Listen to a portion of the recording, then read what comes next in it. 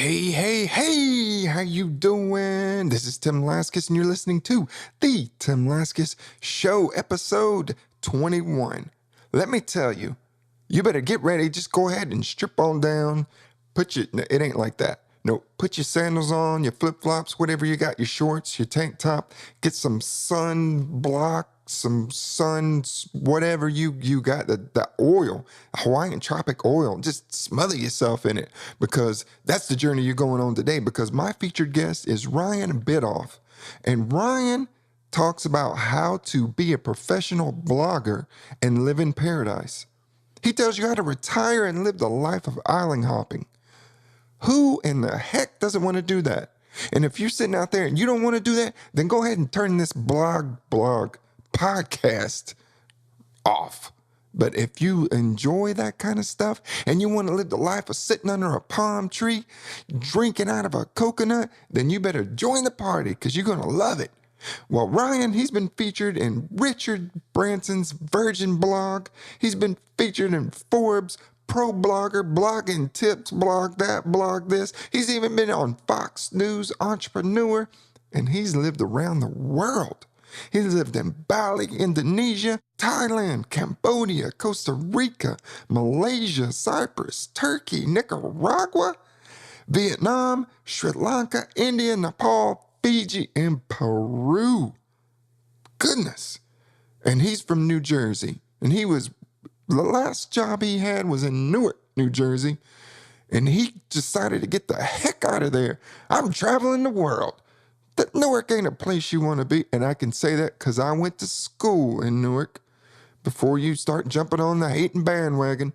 No, I went to Rutgers, Newark, and I lived there. They used to call me the dork from Newark. So there's some information for you. How you like that? Well, Ryan, he's got some great tips, and he talks about how to live the life on an island. So get ready, enjoy. The Tim Laskus Show, in search of entrepreneurial gold. Tim digs deep into the minds of his guests. Entertaining, down to earth, and informative. Now, here's your host, Tim Laskus. All right, today's featured guest is Ryan Biddulph. Ryan, thanks for joining me today. Tim, thanks so much for having me. Hey, you were telling me that you're from New Jersey and you've never been out of New Jersey. Is that true? A long time ago, let's say 6 years ago, that was the case just about, but not now. But not anymore. Yeah, you're quite the world traveler. You've been all over the place, and you were also telling me that you like to try to stay fit when there's no access to gyms, and so tell the listeners a little bit about that. Sure. You know, in some spots, Tim, you're really not going to have access to a 24-hour fitness center or a 15-hour fitness center for that matter. Some of the more remote areas, I'm just trying to be creative because I really love to exercise. I think it's so good for raising your energy and for staying healthy. But I've done boulder lifts running up and down the beach in Savu Savu, Fiji, as some of the local rugby players watch me and nod in approvement, and also doing jungle sprints up and down mountains in Costa Rica and stair runs in certain places. It's just one of those things where I try to get as creative as possible. Driftwood lifts in Monteverde, Costa Rica, or actually I should say in Manuel Antonio, Costa Rica, up and down the beach, and there are a few pictures on the internet to show that off. But yeah, it's really about having fun, using what I can from nature to stay in shape, and so far so good. For a guy who's 42, I'm kind of keeping lean and mean for living on the road. Man, that's pretty awesome. And you talked about Manuel Antonio in Costa Rica, and I was telling you that my wife is from there, and we lived there for a while as well. And the last time I was in Manuel Antonio, I was running from the iguanas because I had, I don't know, some kind of fruit in my hand, and so that was my exercise for the day. Yeah, they do love it, especially on the beach. If you have a mango around, they go right for it. Oh yeah, they're coming in. They get pretty big. They're pretty huge. Definitely. Hey, well, let's go on and let's talk a little bit about what you do professionally. What are you currently working on, Ryan? Well, I run Blogging from Paradise, and I teach people how to retire to a life of island hopping through smart blogging. So really, most of my energies are focused on creating blog posts on my blog, guest posting, some on blog commenting, but I put a real big surge over the past 3 or 4 months for actually promoting my ebooks. I have 124 ebooks on Amazon and 2 on shelves, and they're really small, bite-sized bits, but I saw a real need for people to get like practical, simple, but mindset-oriented blogging tips to really dissolve a lot of the mental blocks around blogging and making money online. So I decided to give one away for free each Friday on my blog to really spread the word. So that's been one of the biggest, I wouldn't say push as much, I'm being pulled to do. I like to do the power versus force thing. But one of my biggest pulls recently to get the word out there on those and to help other people live their dreams wherever paradise is for them. Well, and I'm sure a lot of listeners are intrigued going, yeah, sign me up. How do I do that? I want to travel and blog. So how do people make that happen? How do they travel to paradise and start blogging? You really, really, really want to follow your fun versus following finances. And I know this is such a tough thing. I know myself in the beginning, before I even started island hopping and traveling, when I started blogging, we want to get, and I understand it, we're living a worldly life, we want to make money and of course live the lifestyle, and it will happen, but you really want to make it predominantly around blogging your fun. Like I talk to clients, I talk to people at my blog, they're like, what topic should I pick, what niche to really live that type of life? I'm like, whatever you could gab about all day long, blog about it, because when you're blogging your fun, that detaches you from those very outcomes that trip so many people up. The people that, get obsessed with making profits and generating traffic. All their energy is dedicated to the getting predominantly, or almost entirely, so their giving energy is not too hot. And really to do the island hopping bit and to leave the 9 to 5, there's so many mental blocks for most people to dissolve, where you're really going to want to be in that fun, loving, energetic space of like blogging your passion, blogging your fun. And that's like the absolute energetic, foundational aspect of what I do and what I teach folks to do. And that's how you'll be able to break free if you're maybe doing the 9 to 5 and you're not as happy, or if you kind of like your job but you want to do maybe a little long-term travel through blogging. That's really where it all starts. Blogging your fun. If someone is only into sports, they probably shouldn't start a blog on fashion. Nah, that really wouldn't work too well. But it's funny though how many people do stuff like that, and it sounds weird. You think, man, why would you do that? But they just think, oh, I have maybe a little bit of talent in that area, or somebody told me I'd be good at it, or that's where the money was. Like a lot of people now, they hop online and they're like, oh yeah, like entertainment or gossip, that's where the money is. And I'm like, the money is where your passion is. It's where you're having the most fun. That's awesome. So what makes a person successful as a blogger? Number one, following your fun. You really, really, really got to love what you do. And that's the energy, because everything in the world is energy. It's not really your doings at all, it's your being. And that's a really tough one to figure out in the beginning for most folks, and for me still, but I'm kind of getting there. But that's one of the big ones. Then creating and connecting. There's 2 fundamentals. Creating helpful content, learning about your niche, reading top blogs, and putting that content out there, and then also connecting with experienced pro bloggers in your niche. And that means commenting on their blogs, guest posting on top blogs in your niche. And as you create helpful content and you're having fun and you promote a ton of other people, you really connect with them, you develop these friendships. That's how you expand your net far and wide, and you'll connect with a lot of people. The profitable ideas will come your way. You'll learn from other folks through their products, through their blogs, through their ebooks, how to build income streams, adding one maybe every 3 to 6 months, learning it inside out. And that's how the momentum really gets going. You're having fun, you're creating, you're connecting. That's where the real mojo happens. That's where you're really going to rock it out with your blog. Wow, that's powerful. So have fun, create, and connect with others, because I would imagine some people kind of get involved in their own, blog and what they're going to say, and they really probably miss out on that whole connection piece, which is so important. And it's all about giving value to others. And when you give value to others and just go out there and form that web of connections, that's what lifts you up to the top with everyone else. It's so true, Tim. And I think the thing is, when you really get caught up in your own game and you're just focusing on yourself, you quickly realize, and I did early on, that without other people, without other friends, without people reading your blog and you helping other people, you're writing a cyber diary. Nobody's going to show up but crickets. So, build those connections, make friends, and then that's how the expansion happens. Okay, yeah. And is there a line that you can clearly tell from when you go from being an amateur blogger to a professional blogger? What is it that occurs when you cross that threshold that you go, oh, I've arrived? It's really the energy. It's like knowing I'm doing this to help people, to spread love and to have fun predominantly. Like you kind of are just like, I'm going to write this post to address a problem and I'm going to have fun with it. I'm going to work my stories into it and I'm going to do it with love. And that's where the pro energy really builds up. I mean, people look outside and you're like, I make so much. I don't even do income claims on my blog. It has nothing to do. It's not a make money online blog. I just help people retire to lifestyle, hopping, smart blogging. Of course, I make money through my blog through like 11 or 12 streams. But the idea is when you're really focused on giving and having fun and spreading love, and that's why you're mainly blogging, that's where the pro blogging career takes root. That's when you differentiate yourself from the 80% of bloggers online who never make more than $100 through their entire career, whether it's a year, 6 months, 10 years, 15 years, it doesn't matter. 80% never make more than $100, which is jaw-dropping in one way, but then again, it makes so much sense because they're really not doing it to give love and to help people. They're doing it mainly to get. And that's just, again, this is such an energy game. It's such a big part of what I do, and I've been able to live this life.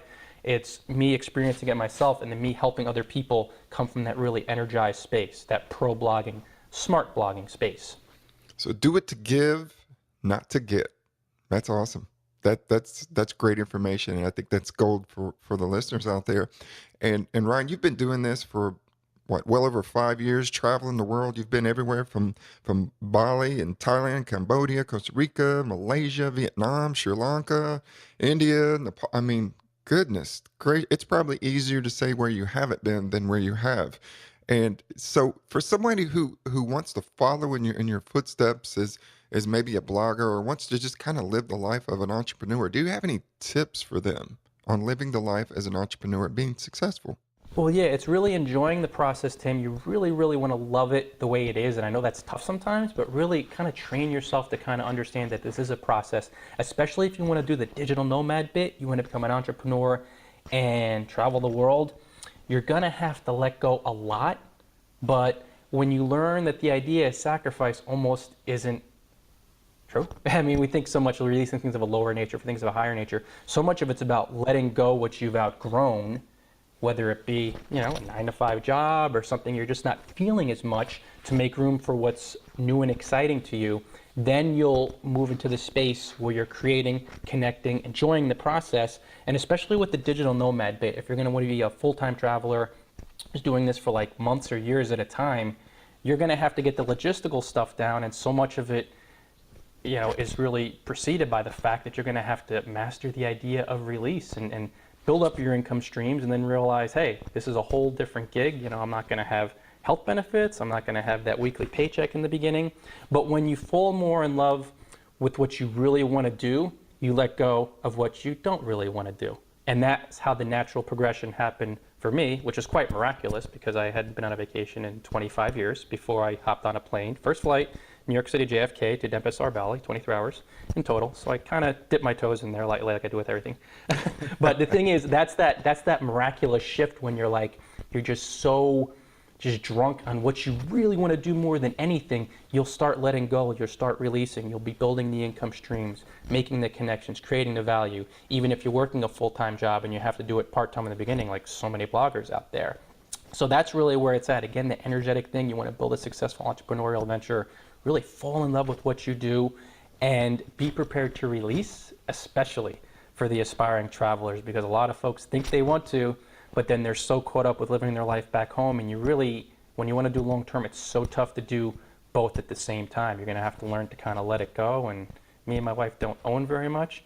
We're very happy folks. I have my suitcase, I have my Chromebook, my little KitKat tablet, smartphone, a handful of other things, 10 days worth of clothes, and very few possessions back home, we store, and it's a pretty cool life. I'm a pretty happy guy, genuinely.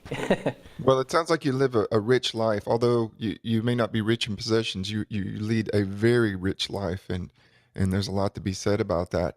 And as you're talking and saying, let go, and that is so important. And I started to reflect on probably the first time that I went bungee jumping, and I was really excited about doing it, and I couldn't wait to go up there. And it was one of these bungee jumps where they built a tower, and I think this was like in Daytona Beach, Florida, and I was just so excited, and I was gung ho on doing it, and I got in I don't know if it was an elevator or how I got up to the top.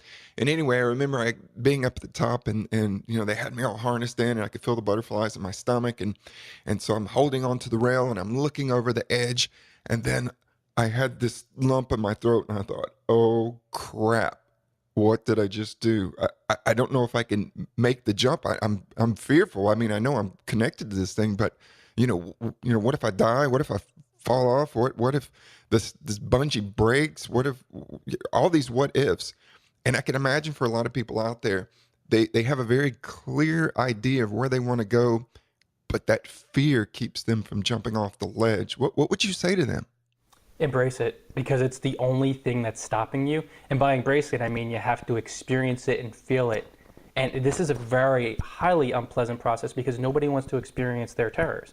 But I tell folks, I'm like, people look at me and think I'm happy and all these things I've done and all these world famous sites I've been featured on and the life I live.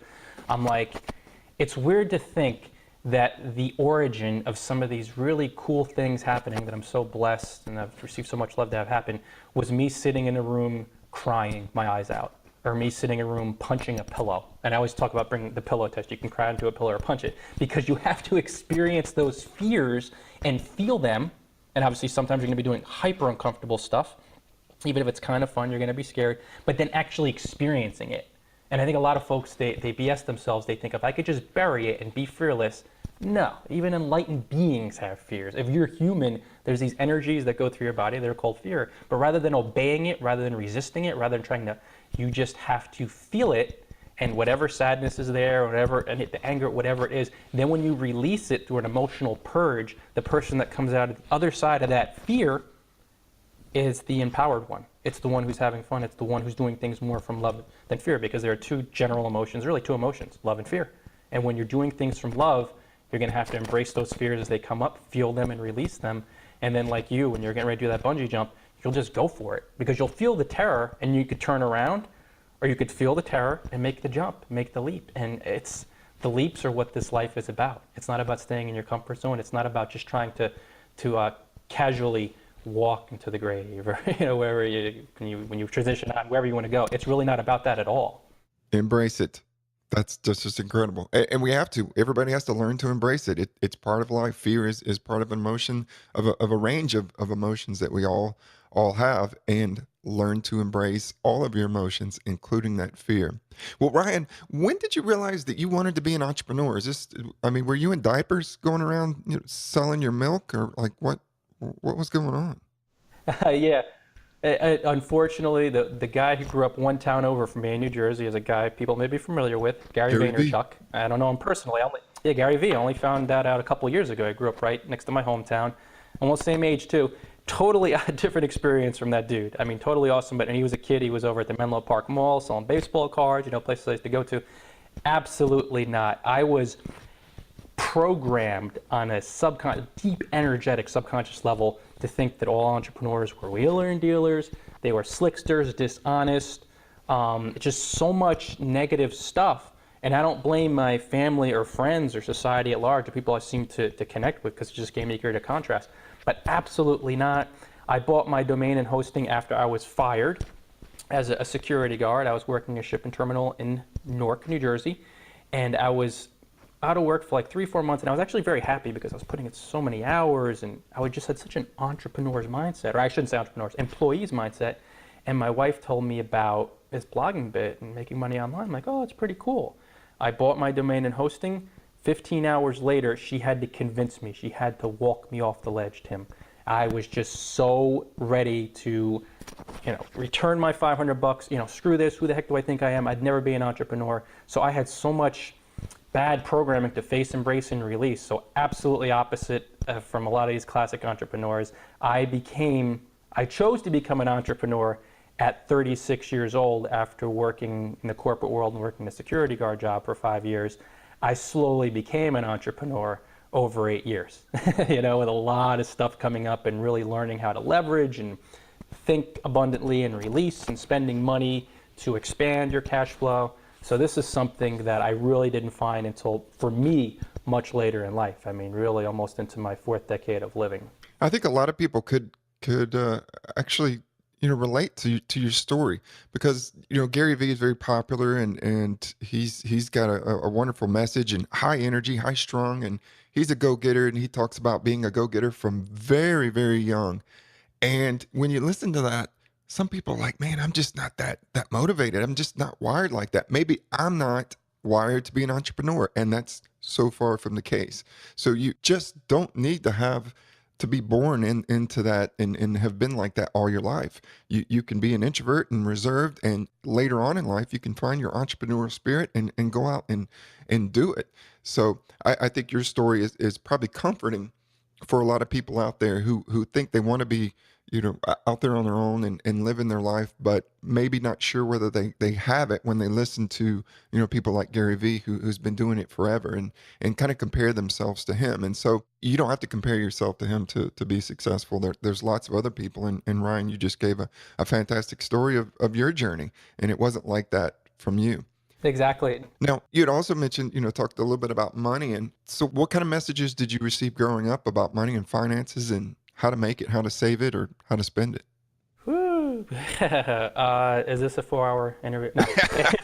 Yeah, Tim, like most human beings, and really very few are immune from this. Maybe if you're really raised by super abundant feeling parents in a different environment, or your parents are billionaires and they're doing it from energy space, you're kind of aligned in that area. But most of us just have tons of limiting beliefs about money. Myself, it was just you should spend your life to make sure the bills are paid. Maybe you get a home, but you just work a 9-to-5 job just to make sure you pay the bills. And that was kind of the general idea that was impressed upon me. Pay your bills, maybe save some money, and that's it. And like one day I was thinking, I'm like, do I want to see on my tombstone, he paid the bills? And it sounded funny and obviously kind of humorous. And then I'm thinking about that. I'm like, holy smokes. I'm like, I've spent most of my life just trying to pay bills and get medical benefits. And it was funny, and then it was depressing, and then I was like, oh my God. I'm like, this is 3.5 decades of my life. And like that was a moment of like, okay, this has to change.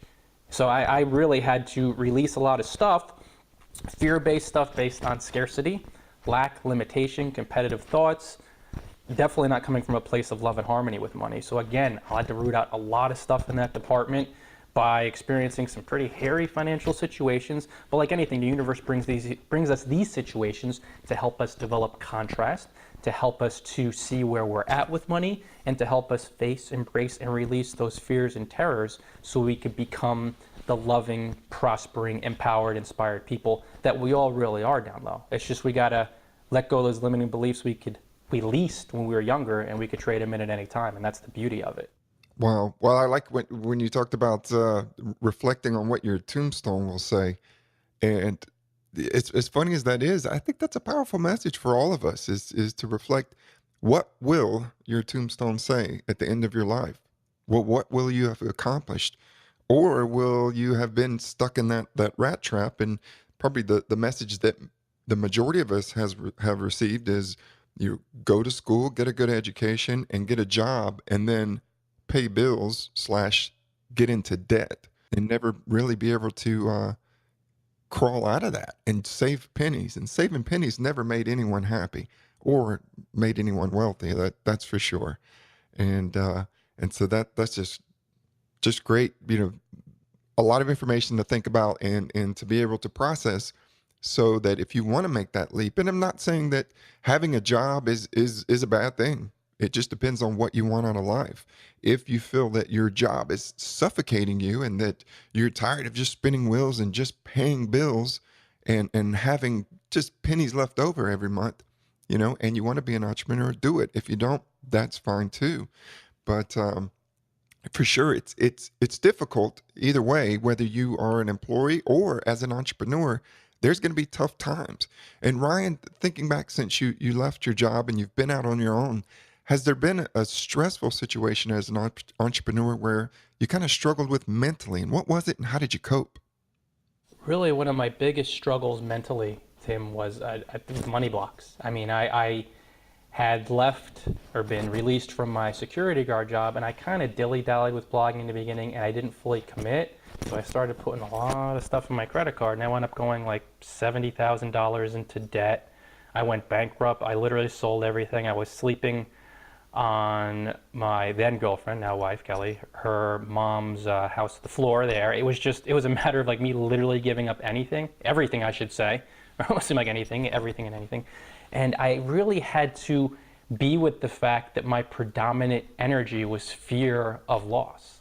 And just be with that fear and feel it and have these experiences purge that out. And that was the really the turning point for me.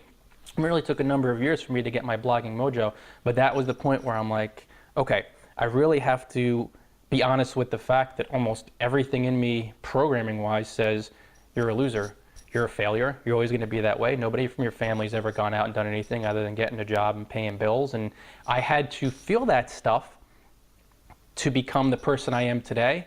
And I wouldn't change it for a second because I'd never be as creative. I'd never be traveling the world and doing all these other things. So that was a really, really big thing for me, like facing that financial, not even heartache, but just losing everything and being down to 4 cents. And I can remember that day very well when I was living off these little 25-cent peanut things for like weeks on end. And my wife had been on a trip and I was back home and really trying to grow the business. And she's like, you look like, you lost 30 pounds. And I'm like, well, I probably did. I'm not eating anything and I'm down to 4 cents. And it was just like, it was such a surreal feeling, but it was like, not even so much rock bottom. It just showed me, let go of these fears, feel them, let go of them. And then I was free to do things like creating and connecting and taking more control of my financial future and earning and opening income streams and asking for help. And that was a really big thing for me too. So that was probably one of the biggest mental blocks, which really caused me, when I felt it and let it go, to ask for help, to ask for money, to ask for this, to ask for that. And I became so much better at not only asking, but then also offering help. And then from there, things started to slowly expand. Yeah, embracing it again is so important, and to be able to think forward and think about solutions, and not just wallow in sorrow and misery and pain and everything that you've lost and scarcity, but embrace it, recognize it, and move on and figure a way to get through it, and surround yourself by people who can help you, and they don't necessarily have to be financially helpful, but just emotionally helpful, and to give you a little bit of kind of a pep talk and say, hey, you can do it, you can turn things around, you're going to be on your way.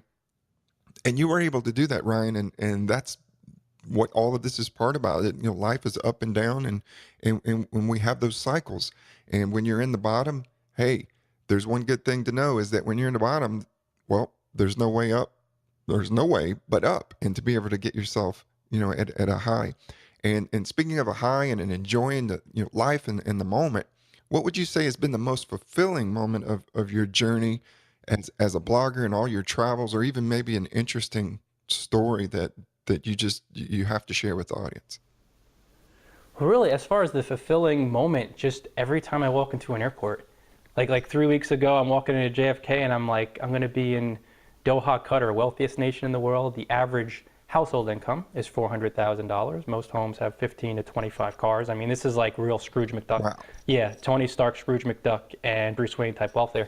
So I'm like, I'm going to go into this place. Like, how cool is that? And as far as really like crazy experiences, or really fascinating experiences, I have some pretty surreal runs. I've seen some of the most beautiful beaches in the world in Fiji and Bali and Costa Rica and Thailand.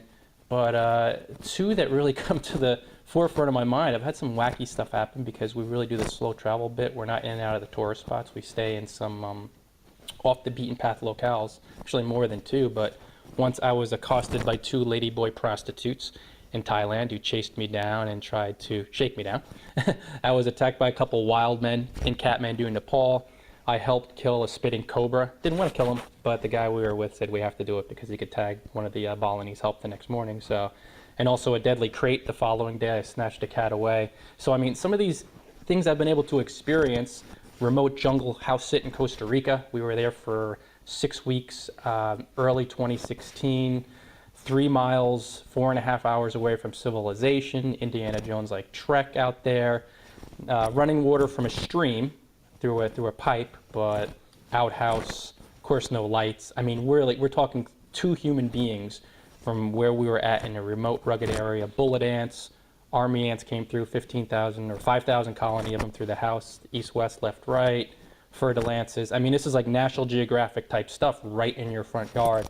So these are some of the wild experiences I've had, and especially that Costa Rican sit when you think about it, because it wasn't exactly billed as being that remote. So we stuck it out to get the experience down pat, but it just goes to show you, like, these things you could really, anybody could experience them, Tim. Like I tell folks, I'm like, I was an unemployed security guard who was allergic to becoming an entrepreneur 8 years ago. And if I'm doing this stuff and I could be on Richard Branson's blog and Forbes and Entrepreneur and Fox News, it's like, imagine what you could do if you're tuned into this podcast. I guarantee you're freaking 15 years ahead of me because I just knew how to check ESPN.com and my email 10 years ago.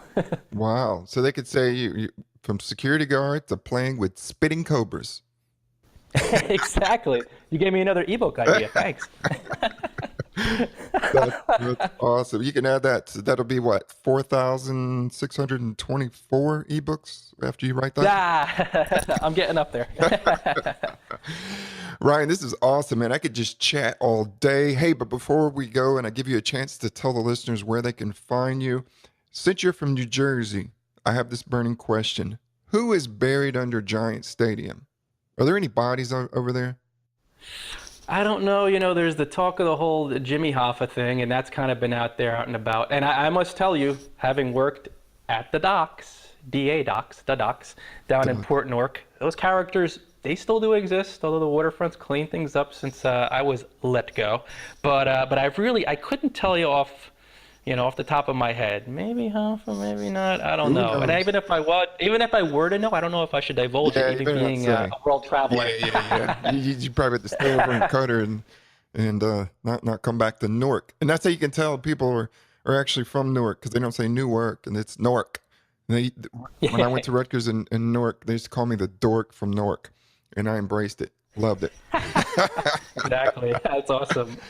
Hey, Ryan, you've been a great guest, and it's been a lot of fun. So I want to turn it over to you quickly, and you can let the listeners know, where can they find you, your website or your social media sites? Where can they go? Sure. You could find all those goodies at bloggingfromparadise.com. I link to all my ebooks, my 3 blogging courses, all my posts. Leave me a comment. I respond to every single one. Not only read them, I respond to them. It's like almost 6,000 comments now on my blog. So that's where you can find everything, bloggingfromparadise.com. bloggingfromparadise.com. And the first 3 people that reach out to Ryan, he's going to send you a free spitting cobra in the mail. Exactly. 3-day service. Just don't stick your fingers in the box, in the holes. Wear your sunglasses. Yeah, wear your sunglasses. I don't know. Is it the bite or this? Would you rather get bit or spit, or it's pretty much the same thing, I guess? It's the same thing. The lady who was staff on site, she said her dog, it spit the dog in the eyes, and the dog wound up dying 2 days later. When we were trying to take it out, we were about 10, 15 feet away. I think its range is about 10 feet, and that spitting, it'll blind you in a second, but it could even kill you if it bites you. It killed three of the chickens, the mama chicken and 3 of the chicks that I had to wind up burying the next day, along with the cobra. So yeah, both are pretty nasty. Holy crap, man. Well, that makes me terrified enough. I'm definitely going to stay away from those snakes. Ryan, thanks again. You've been great, and we'll stay in touch. Definitely. Thanks so much, Tim. Really appreciate it, buddy. Want more entrepreneurial tips? Go to timlaskas.com.